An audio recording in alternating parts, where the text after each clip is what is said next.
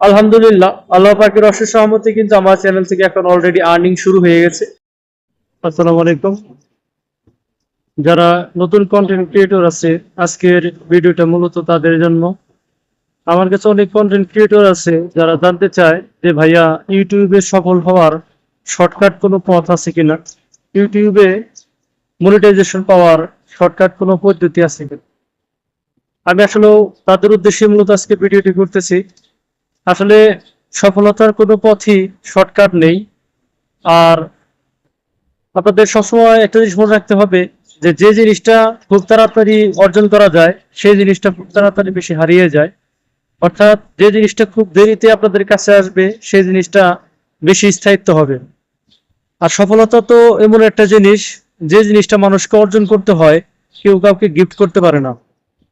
আমার ইউটিউব জার্নিটা শুরু হয়েছে 2017 সালে।